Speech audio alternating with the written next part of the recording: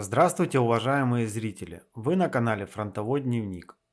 Сегодня хочу с вами поделиться воспоминаниями о войне Иосифа Яковлевича Модовского. Думаю разбить воспоминания по годам, так как если делать один ролик, он будет слишком длинным. Данное видео будет посвящено 1941 году.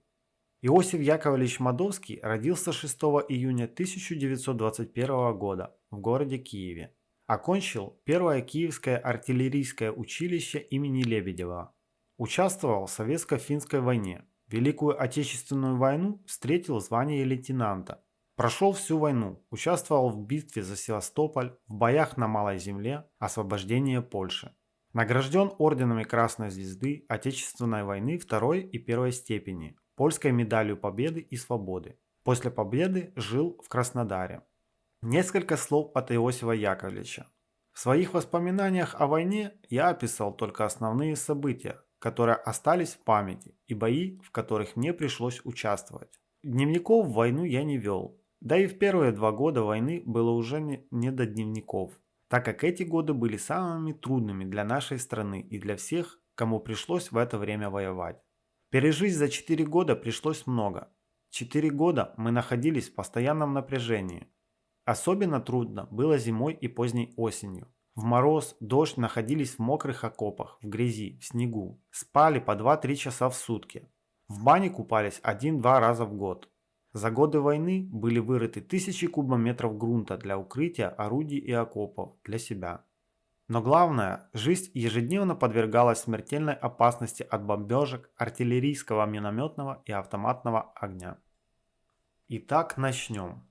2 мая 1941 года по тревоге я был вызван в штаб полка, откуда с группой офицеров в количестве 12 человек был направлен в Новоград-Волынск, где формировались новые стрелковые и артиллерийские соединения.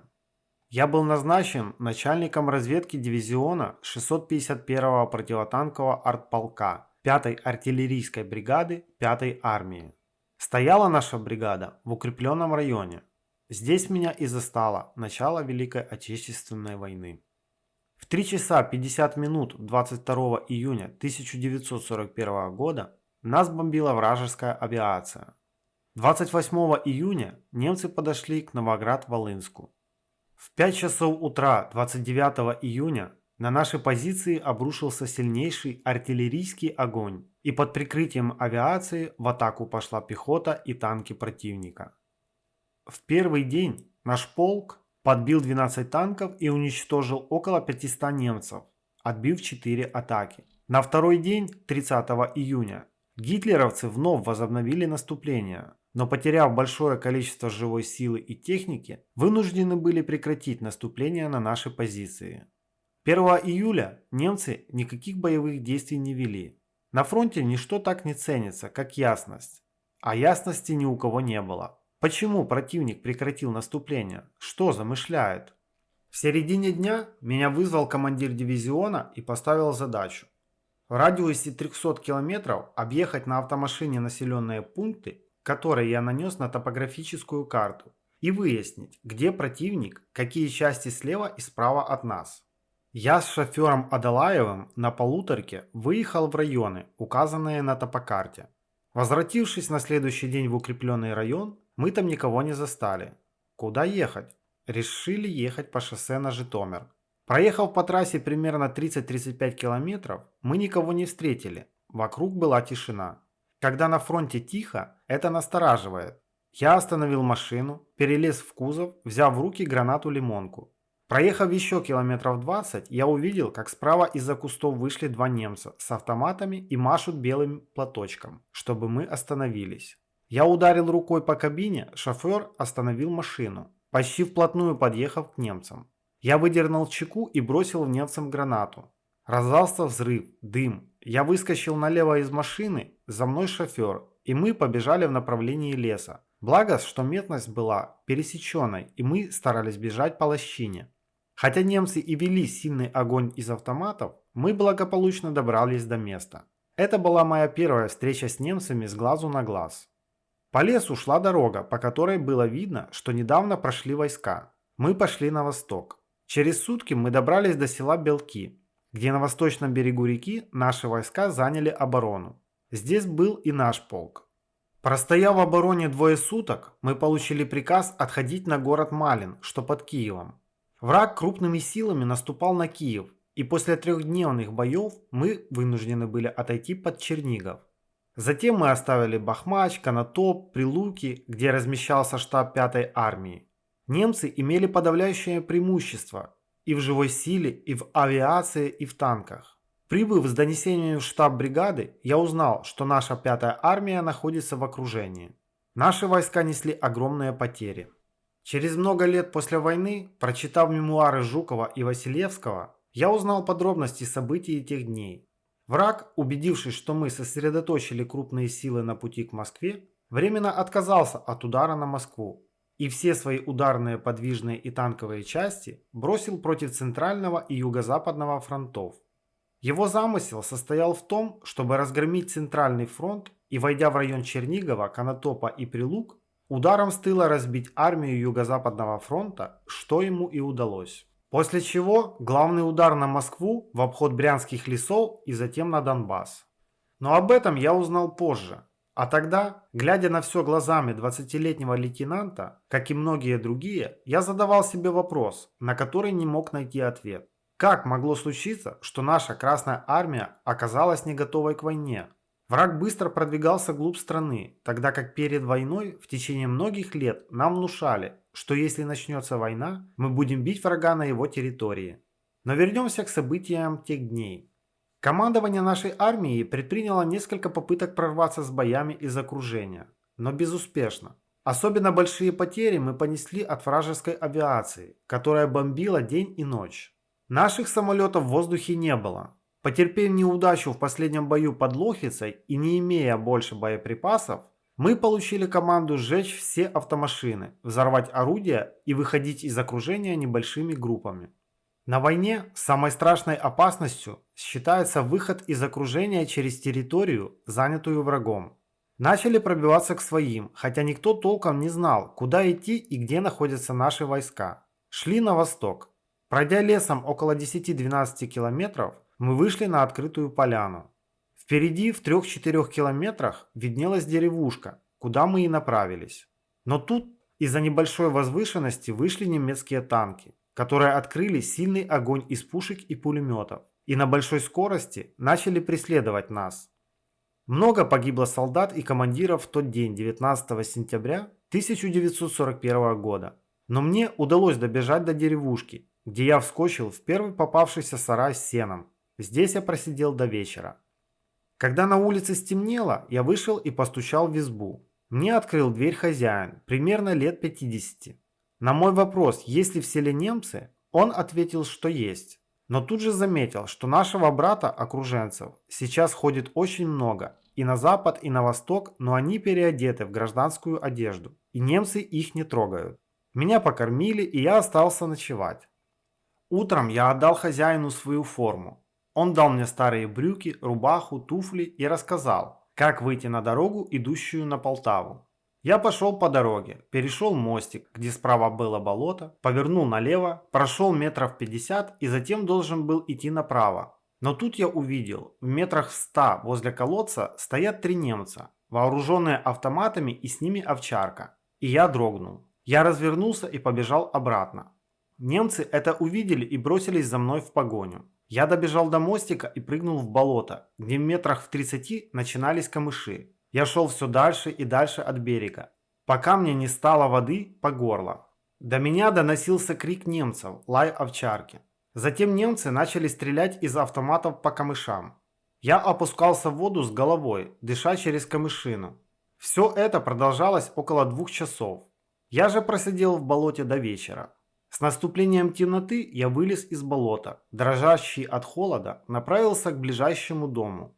Очевидно, вид у меня был не из лучших, ибо хозяйка, открывавшая мне дверь, подняла руки и только сказала: «Боже ты мой!». Но удивляться здесь было нечему, ведь я просидел в болоте около 12 часов, а это был конец сентября. На улице было уже холодно, особенно по вечерам. Хозяйка оказалась очень добрым человеком. У нее 2 сына были на фронте. Она рассказала, что немцы обходили почти все дома и кого-то искали.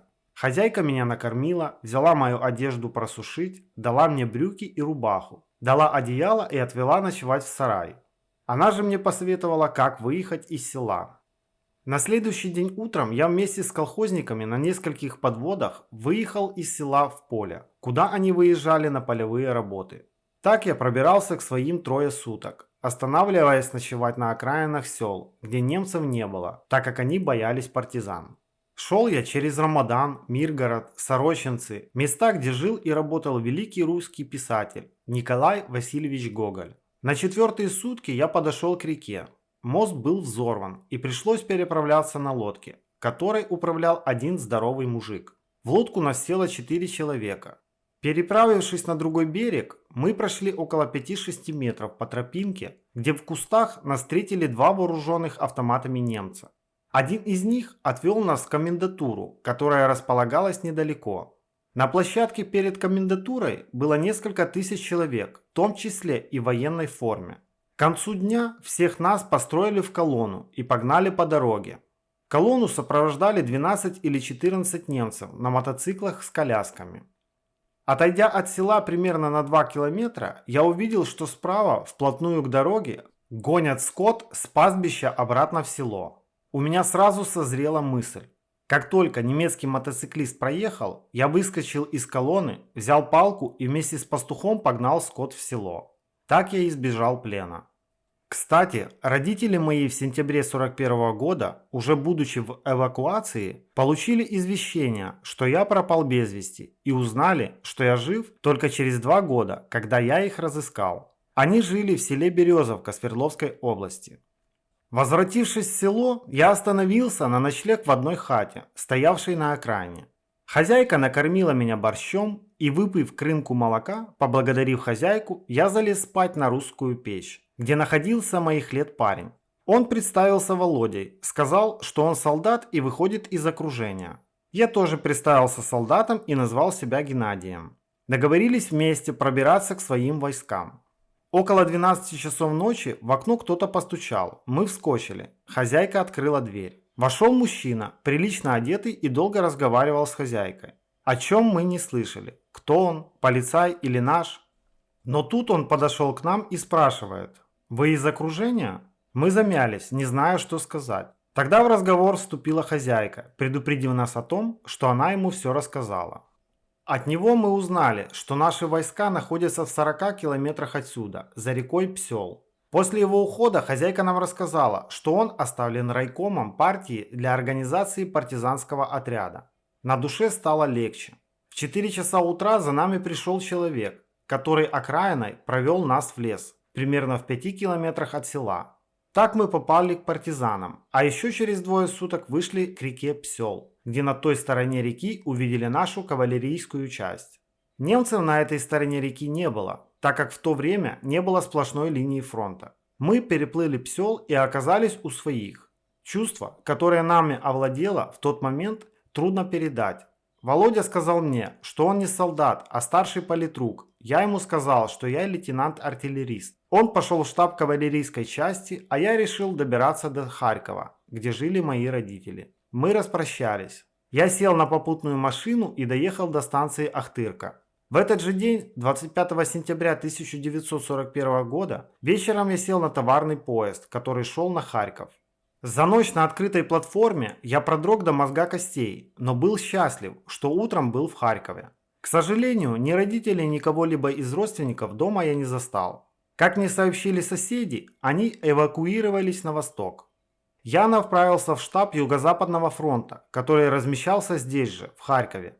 Там меня направили в город Чугуев, где собирались все вышедшие из окружения. В тот же день я прибыл в Чугуев. Нас размещали в церкви и на частных квартирах. Примерно через 1,5 месяца после того, как я сдал подробное объяснение, где я учился, где служил и как попал в окружение, меня вызвали в штаб, выдали обмундирование, удостоверение личности и направление в часть. Я получил назначение заместителем командира батареи 80-й артиллерийский полк 76-й горнострелковой дивизии, который воевал под Волганском.